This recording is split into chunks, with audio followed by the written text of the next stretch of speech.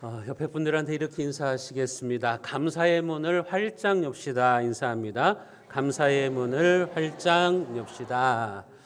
감사의 문이 활짝 열리시면 하나님이 여러분들의 삶에 감격의 문을 활짝 열어주실 줄로 믿으시기를 바랍니다.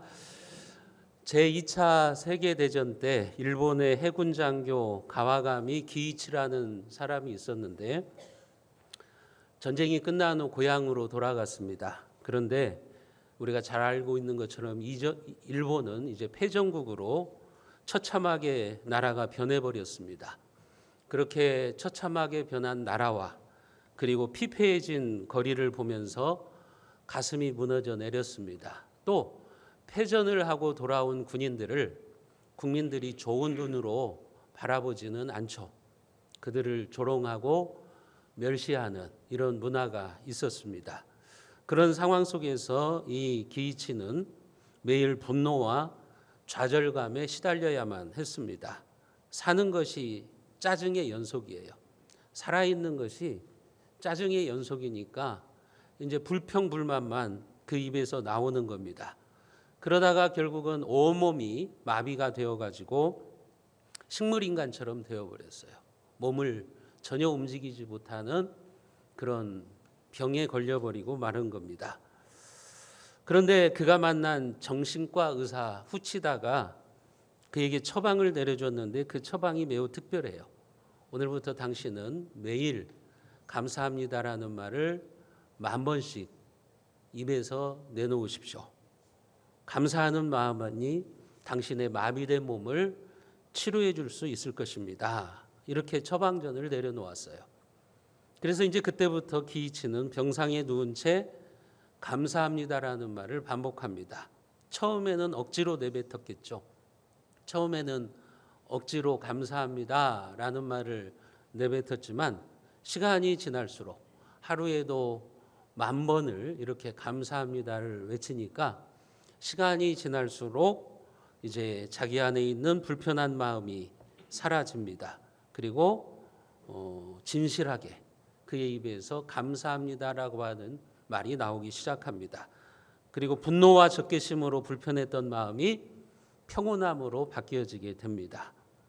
하루는 그의 아들이 과일을 가져와서 아버지 감을 드세요 하고 내밀었는데 기이치는 자기도 모르는 게 감사합니다라고 하면서 손을 뻗었어요. 깜짝 놀랐어요.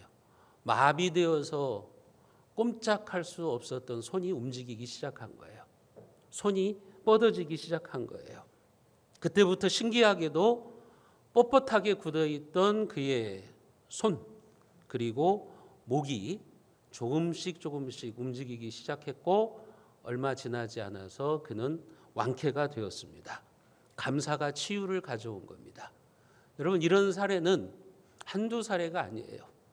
의사들의 그런 기록에 보면 감사를 통해서 치유를 받았던 사람들의 사례는 얼마든지 많이 있습니다. 이처럼 감사하는 마음에서 기적의 씨앗이 자라나기 시작하는 것입니다. 그래서 감사는 우리의 인생에서 절망을 밀어내고 새로운 희망을 끌어오는 그런 힘을 가지고 있는 겁니다.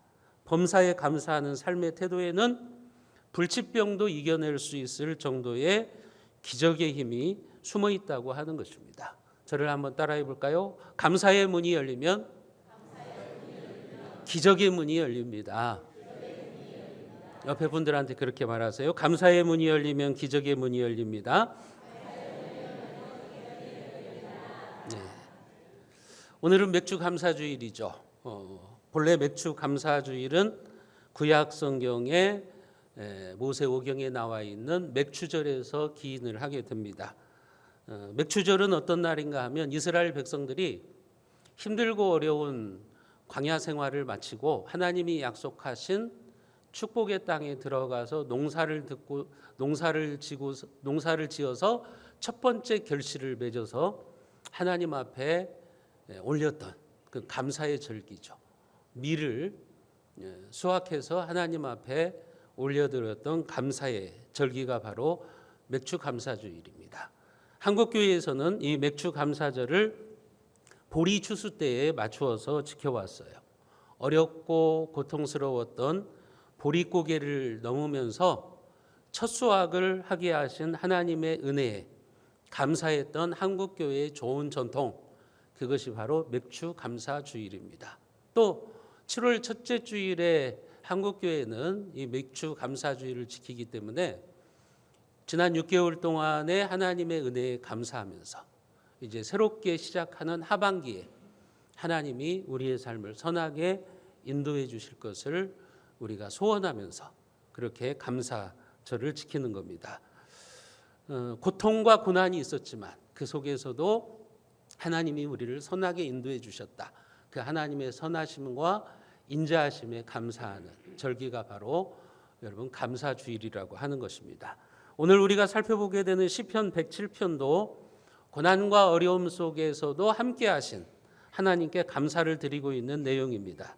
오늘 본문 말씀을 보면 이 시편 107편에 보면 고난을 겪고 있는 성도의 모습이 아주 생생하게 그려지고 있어요. 4절과 5절에 보면 그들이 광야 사막길에서 방황하며 거주할 성읍을 찾지 못하고 줄이고 목이 말라 그들의 영혼이 그들 안에서 피곤하였도다. 광야 사막길을 가면서 목이 마르고 굶주렸다. 지금 그렇게 이야기하고 있지 않습니까? 그러니까 육체적으로도 정신적으로도 힘든 상황인 거죠. 11절과 12절에도 보면 하나님의 말씀을 거역하다가 하나님의 징계를 받기도 했다고 이야기를 합니다. 그리고 17절, 18절에는 사망의 문에 이르기도 했다고 말합니다. 죽음의 문턱까지 갔다고 하는 거죠. 얼마나 힘들었겠어요. 얼마나 고통스러웠겠어요. 25절에도 보면 인생의 광풍을 만나서 정신없이 흔들리는 상황이 되어버리고 말았다. 이 시편 107편에는요. 고통과 고난이라는 단어가 가득합니다. 어렵고 힘든 거예요. 육체적으로도 힘든 거예요. 정신적으로도 공고한 거예요. 여러분 일반적으로 인간들이 고통이나 어려움을 만나면 어떻게 하죠? 짜증이 나요. 짜증이 나서 그 입에서 불평불만이 나오는 거죠. 자기 몸이 아프고 힘들면요. 짜증이 나고 원망이 나오는 거예요. 그렇잖아요. 자기 몸이 아픈데 괜히 자기 옆에 있는 배우자에게 싫은 소리를 한다고요. 자기가 힘든데 자기가 힘든 것을 다른 사람들에게 탓을 하는 거예요. 옆에 사람들에게 불만을 쏟아놓는 그런 경우들이 있어요. 여러분들은 안 그러죠? 저는 그래요. 아프면 괜히 옆에 사람한테 뭐라고 그래요. 그게 사람의 일반적인 모습이죠. 성도들도 그러는 경우가 있어요. 얼마 전에 어떤 목사님과 만나서 얘기를 하는데 그런 얘기를 하세요. 성도 중에 한 명이 그 교회 권사님인가 되셨는데 병원에 갔다 와가지고 교회 안에서 자꾸 불평불만을 하더래요. 뭐라고 불평불만을 하냐? 목사님이 자기를 안 찾아왔다고. 근데 그분이 입원했다고 목사님한테 말을 하지도 않았어요. 말을 하지도 않고서 자기가 입원했다는 사실을 알리지도 않고 목사님 와서 저 좀 기도해 주세요. 요즘 코로나 시대니까 이 병원에 가는 것도 눈치가 보이고 그러잖아요. 또 가면은 좋아하지도 않잖아요. 그러면은 전화해서 목사님 와서 제가 아픈데 기도 좀 해주세요 하면 좋을 텐데 그렇게 하지도 않은 거예요. 그럼 목사가 뭐 천리안을 가지고 있습니까? 뭐 병원 어디 병원에 너희 교회 권사가 입원했다 하나님이 막 계시로 알려주시나요? 그렇지 않잖아요. 근데 자기가 혼자 병실에 누워있다가 보니까 다른 교회 목사님은 와서 옆에 있는 환자들을 신방하고 간단 말이에요. 그러니까 이제 뿔따구가 난 거예요. 아니 다른 교회 목사님 오는데 왜 우리 교회 목사님은 안 와? 자기가 말을 하지도 않고도 전화하지도 않고도 그리고 태어나가지고 와가지고 이제 교회 와가지고 성도들에게 이제 불평불만을 쏟아 놓더라는 겁니다. 사람이 그런 거예요. 자기 몸이 아프면 괜히 짜증나고 다른 사람을 원망해요. 어디 화풀이할 대상을 이제 찾는 거예요. 목사가 알아주지도 않는다. 장로들이 모른다. 뭐 그러는 거예요. 자기가 조금 힘든데 왜 나를 안 돌봐주냐 하면서 막 불평불만을 하는 성도들이 많이 있어요. 여러분, 그것을 옛날 목사님들은 뭐 때문에 그렇다는 거죠?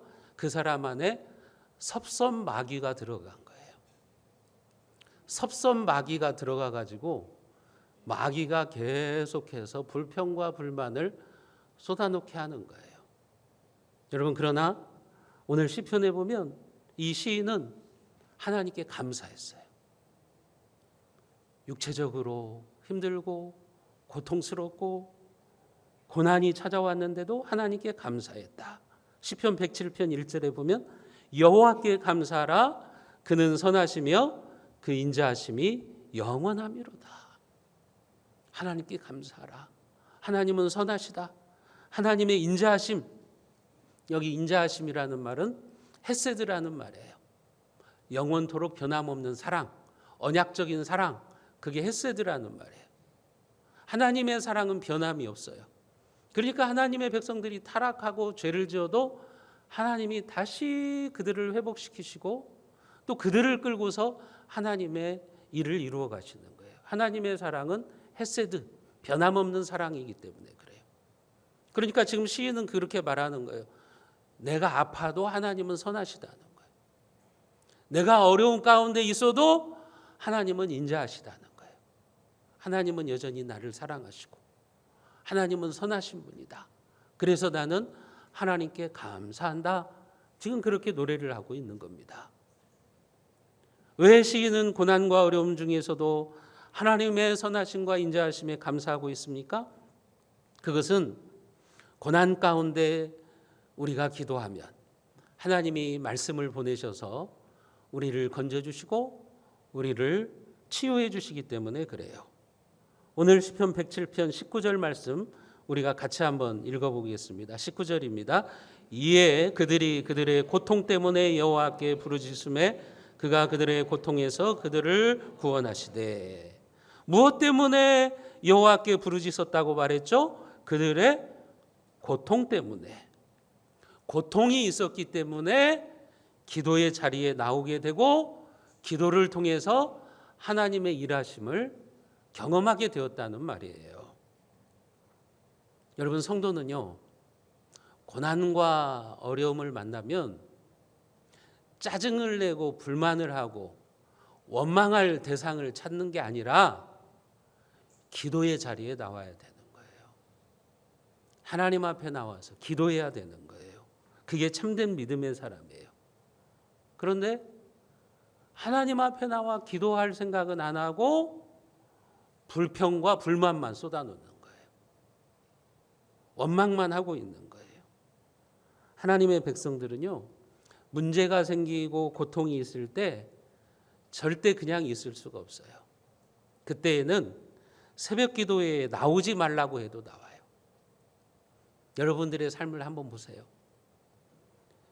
목사가 그렇게 기도의 시간에 나오세요 해도 안 나오던 사람들이 이제 죽을 고비를 만나면 나오지 말라고 해도 기도의 자리에 나와요.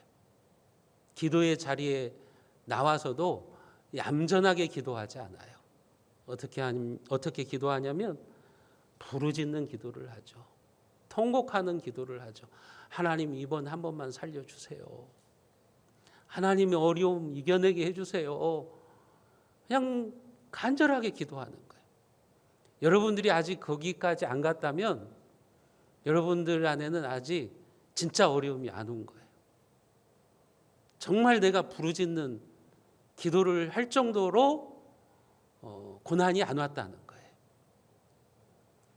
정말 어려움이 찾아오면요, 여기 시편의 고백처럼 고통 때문에 여호와께 부르짖게 되는 거예요. 그래서 고통은요, 우리의 기도의 패턴을 바꿔버려요. 예전에는 막 소리내서 기도하는 사람들을 막 싫어했던 사람이 자기가 이제 부르짖으면서 기도를 하게 되는 거죠. 어떤 중경교회 목사님 중에 이게 독일에서 유학을 하고 오신 목사님이 계세요. 유럽의 개혁주의 신앙 전통을 공부하신 분이죠. 똑같은 개혁주의 장로교라고 해도 어느 지역에서 공부했느냐에 따라서 조금 달라요.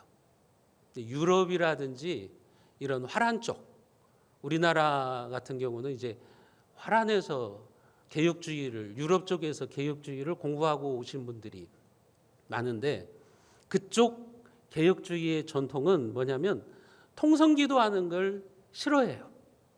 그러니까 성도들이 교회에서 막 소리내어서 기도하는 거, 부르짖는 기도, 뭐 방언기도 이런 걸 별로 좋아하지 않아요. 그래서 옛날 목사님들 중에 보면 막 성도들이 부르짖어서 기도하면 뭐 하나님이 귀가 멀었냐, 뭐 그렇게 말씀하시는 분들도 있었다고요. 방언기도를 못하게 하는 그런 분들도 있었다고요. 그분들은 이제 유럽 개혁주의 전통을 배우신 분들이에요. 그런데 다른 지역은 좀 틀려요. 예배 시간이 훨씬 자유로워요. 예를 들면 아프리카 같은 데는 뭐 예배 시간에 막 일어나서 막 춤추고 손을 흔들기도 하고 막 통성기도가 있고 그렇기도 해요. 우리나라는 이게 유럽 개혁주의 전통에 좀 가까워요.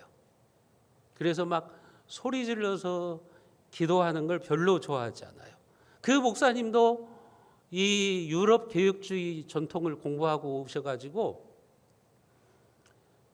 그 교회에서 이제 그렇게 가르치는데, 그 교회의 부목사 중에 하나가 좀 소리내어서 기도하는, 부르짖어서 기도하는 부목사가 있었어요. 부목사가 그렇게 새벽에 부르짖어서 기도하니까 이 목사님이 강단에서 내려오셔서 그 부목사한테 너만 기도하냐? 하면서 조용히 기도해. 이렇게 하는 거예요. 그런데 그 목사님이 대장암 진단을 받았어요. 대장암 진단을 받아서 대장암은 수술로 제거했는데 폐로 다시 전이가 되었어요. 그때 그 목사님이 그 말씀을 하시는 거예요. 내가 이제야 소리내어서 기도합니다. 왜요? 간절하니까.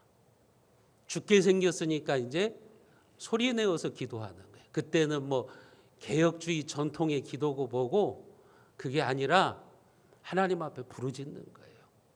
간절하게 부르짖을 수밖에 없는 거예요. 고통 때문에 하나님 앞에 부르짖을 수밖에 없는 거예요. 여러분, 그렇습니다. 누구라도 고통 가운데 빠지면 절박하게 기도하게 돼 있어요. 환난과 고통은 여러분들을 새롭게 하려고 부르시는 하나님의 초대장이에요. 그 환난과 고난을 통해서 우리의 기도 패턴이 바뀌어요. 우리의 신앙생활이 바뀌고요. 인생이 변화되는 계기가 될 수도 있는 거예요. 믿음의 사람에게 있어서 고통은 그래서 여러분, 우리가 불평하고 불만을 내놓아야 되는 그런 상황이 아니라 기도의 자리에 나와야 되는 거예요. 기도의 자리에 나와서 하나님 앞에 부르짖어서 기도해야 되는 그런 시간이라고 하는 거예요. 그래서 지금 시인은 우리에게 감사한다고 말하고 있는 거예요. 고통 가운데서도 감사한다. 그러면 하나님께서 어떻게 하신다는 거죠? 말씀을 보내셔서 그들을 회복시켜 주신다고 하는 거죠. 20절 말씀을 같이 한번 읽어봅니다. 20절입니다. 그가 그의 말씀을 보내어 그들을 고치시고 위험한 지경에서 건지시는도다. 우리가 하나님 앞에 나와서 부르짖어서 기도하면, 고통 가운데 나와서 기도하면 하나님이 말씀을 보내주시겠다. 말씀을 보내주시고 그 말씀을 통해서 그들을 고치시고 위험한 지경에서 건지시는도다. 무엇을 알 수 있죠? 하나님은요, 여러분들의 문제를 해결해 주시기 전에 먼저 말씀을 보내주십니다. 여러분들은 하나님 앞에 그렇게 기도하죠. 내 문제를 해결해 주세요. 내 어려움을 해결해 주세요. 그러면 제가 말씀의 사람이 되겠습니다. 그러죠. 근데 그 반대예요. 하나님은 뭐라고 말씀하시냐면 너희들이 먼저 말씀의 사람이 되라는 거예요. 내가 말씀을 보내줄 테니까 너희들이 그 말씀을 받고 말씀의 사람이 되라. 그것을 말씀하시는 거예요.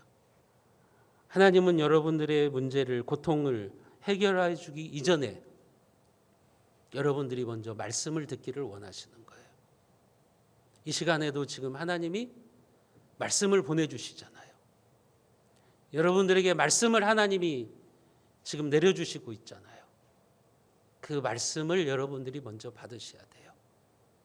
그리고 여러분들이 말씀을 받을 때 하나님이 고쳐주시고 위험한 지경에서 건져주시는 것입니다. 왜냐하면 말씀이 먼저 들어가야, 그래야 그 말씀의 능력이 나타나기 때문에 그래요.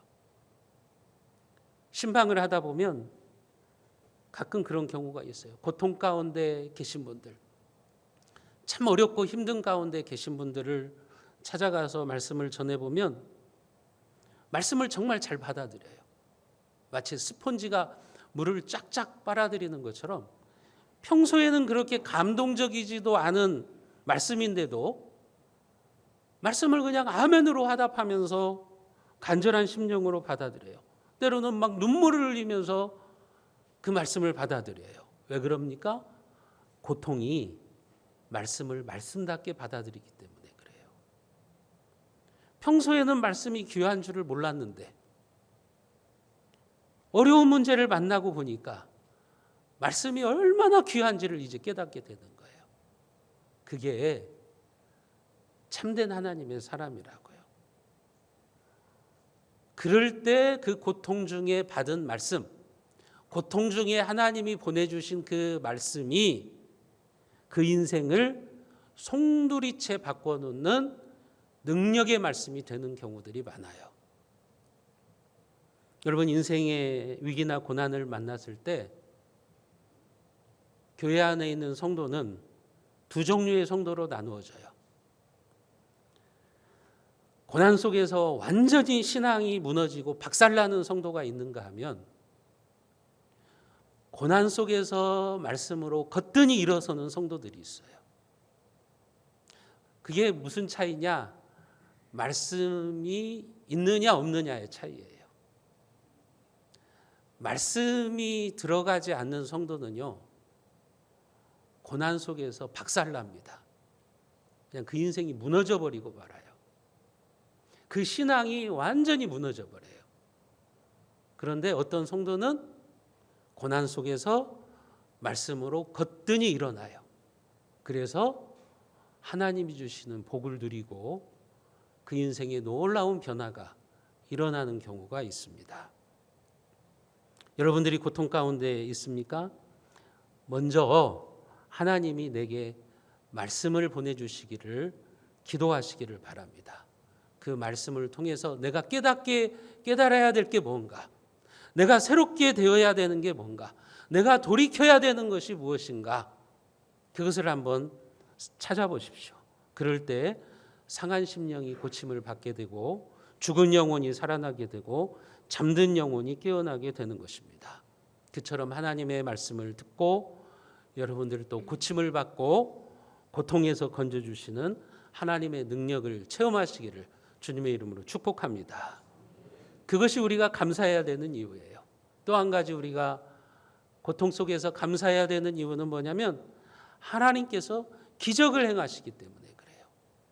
오늘 21절 말씀 우리가 같이 한번 읽어봅니다. 여호와의 인자하심과 인생에게 행하신 기적으로 말미암아 그를 찬송할지로다.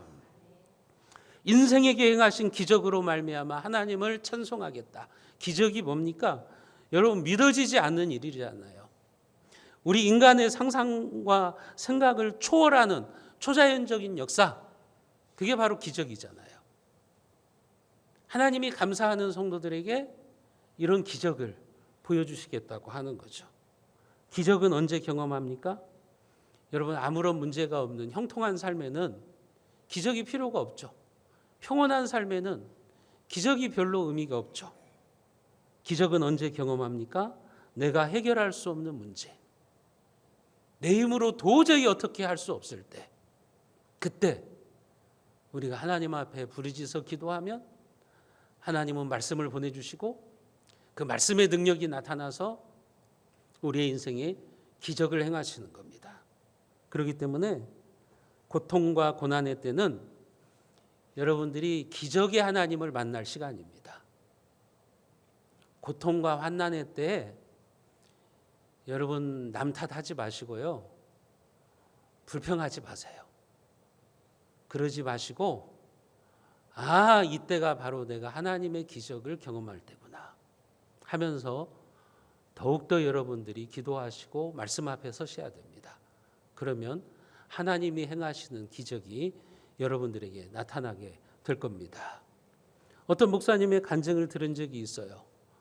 이 목사님의 할아버지는 6.25 전쟁을 겪으셨는데 그때 그 할아버지가 간증하신 내용이에요. 이 목사님의 할아버지가 예수쟁이라고 하는 이유 때문에 공산당에 끌려가 가지고 이제 처형을 받게 됐어요. 나무에 묶여 가지고 이제 공산당이 총살을 시켜버리면 이분은 이제 하나님 나라에 가시는 거예요. 이제 총만 쏘면 죽게 되는 그런 상황인데 갑자기 마른 하늘에 날벼락이 치면서 비가 쏟아지기 시작하는 거예요. 그런데 이상한 것은 날벼락이 치면서 비가 쏟아지는데 이 목사님의 할아버지가 묶여있는 나무 주변만 비가 안 오는 거예요. 그러니까 공산당들이 그 광경을 보고서 하나님이 살아계시는구나. 여러분 그런데 죽일 수 있겠어요?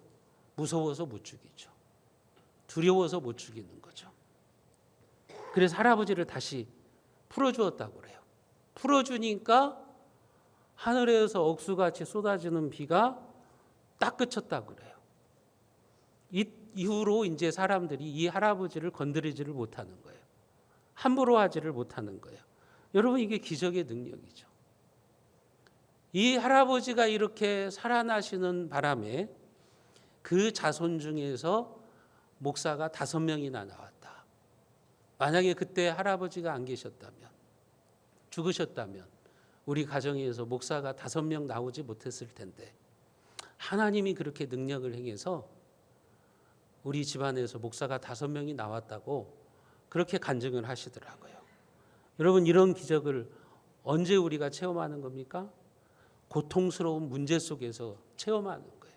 내 힘으로 어떻게 할 수 없을 때, 내 능력으로 어떻게 될 수 없을 때, 그때 하나님이 역사하시는 거죠. 물론 어떤 분들은 순교하시는 분들도 있어요. 그러나 어떤 분들은 이렇게 하나님의 기적을 체험하셔서 또 하나님을 간증하는 경우도 있는 겁니다. 여러분들의 능력과 지혜로 해결할 수 없는 문제를 만났다면 바로 그때가 하나님의 능력을 만나야 될 때입니다. 하나님이 행하시는 기적이 필요할 때라고 하는 겁니다. 그래서 우리는 그 기적을 경험하게 되고 감사하게 되는 거예요. 오늘 시편 107편 22절에 보면 감사제를 드리며 노래하며 그가 행하신 일을 선포할지어다. 감사의 예배를 드리면서 하나님이 행하신 일을 선포하겠다. 이 말은 무슨 말이에요? 간증하겠다는 거죠. 하나님이 나에게 행하신 기적을 그 입술로 감사하면서 간증하겠다고 하는 그런 말입니다. 여러분 우리가 무엇을 알 수 있어요? 우리 가운데도 그런 분들이 있어요. 정말 인생의 위기와 고통스러운 상황 속에서 그때 하나님을 만난 거예요. 죽게 된 상황 속에서 하나님을 만난 거예요. 그래서 그 입에서 이제 뭐가 나오는 거죠? 간증이 나오는 거죠.